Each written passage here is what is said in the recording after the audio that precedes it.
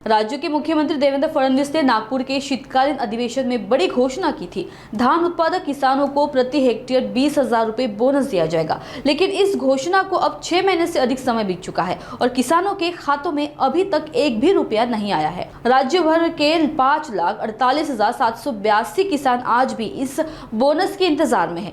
गोंदिया जिले की बात करें तो यहाँ 1,52,313 किसान ऐसे हैं जिन्होंने सरकारी धान खरीद केंद्र पर धान बेचा और बोनस की उम्मीद में है। इस साल सरकार ने 2 हेक्टेयर तक के धान उत्पादक किसानों को प्रति हेक्टेयर 20,000 रुपए बोनस देने का ऐलान किया था, लेकिन अब तक न तो उनके खाते में पैसा आया, न ही कोई ठोस जानकारी मिली। किसानों का कहना है कि बोनस न मिलने से उनकी आर्थिक हालत और खराब हो रही है। कर्ज, बकाया और खेती की तैयारी, हर मोर्चे पर उन्हें परेशानी का सामना करना पड़ रहा है। किसानों ने सरकार से अपील की है कि जल्द से जल्द बोनस की राशि उनके खातों में ट्रांसफर की जाए।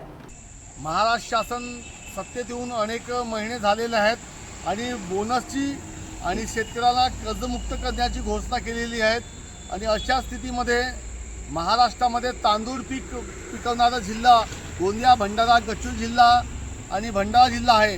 अशामध्ये शेतकऱ्यांना आज विपरीत परिस्थिती आहे।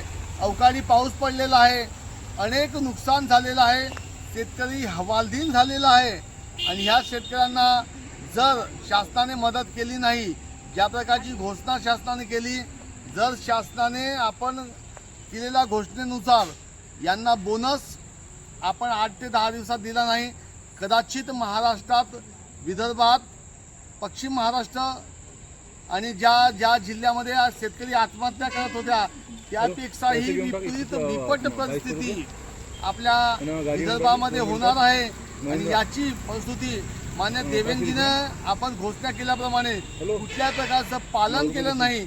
इथे महाराष्ट्रामध्ये गोंदिया, भंडारा जिल्ह्यात भाजपाचे अनेक आमदार आहेत, या विषयावर ते प्रश्न मांडत नाही आणि यामुळे जे काही सूचना आहेत भाजपाचे आमदार यांनी शेतकरी धान पिका शेतकऱ्यांसाठी बोनस आणि त्यांचा सातबारा कोरा या विषयावर प्रश्न मांडावा। शासनाने घोषणा करून देखील, मान्य देवेंद्रजीने घोषणा करून देखील आमच्या खात्यामध्ये बोनसचा एकही रुपया आमच्या खात्यात जमा केला नाही, सातबारा कोरा केला नाही आणि त्यामुळे आमच्या गोंदिया, भंडारा, गच्चूर जिल्ह्यातील शेतकऱ्यांना आत्महत्या करण्यासाठी किंवा आत्महत्येसाठी आपल्याकडून परवानगी घ्यावी अशा अनेक लोकांच्या माध्यमातून चर्चा होत आहेत। आपण जर ह्यावर पाऊल उचललं नाही तर मराठवाडा, पश्चिम महाराष्ट्रापेक्षाही बिकट परिस्थिती या विदर्भातील धान शेतकरीवर येणार आहे। त्यामध्ये आम्हाला बिया घेण्यासाठीही पैसा नाही, शेतकऱ्याला लोन देत नाही, आमच्या शेतामध्ये धान पिकले नाही, धानाला भाव नाही, धानाला भाव असेल तर त्यांच्या खात्यामध्ये आपल्या मजूर संस्थेच्या माध्यमातून, आपल्या आदिवासी संस्थेच्या माध्यमातून यांच्या खात्यामध्ये अनेक दिवसापासून पैसा जमा होत नाही। एकीकडे धानाला भाव नाही आणि खताचा भाव आसमानाला छुटे आहेत, डबल रेट झालेला आहे, पण याच्याकडे शासन लक्ष घालत नाही। आम्ही शेतकरी आता कसं जगायचं हे कदाचित आम्हाला आपण सांगावं। आपण फक्त व्यापाऱ्यांचा फायदा बघतात, शेतकऱ्यांचं बघत नाही।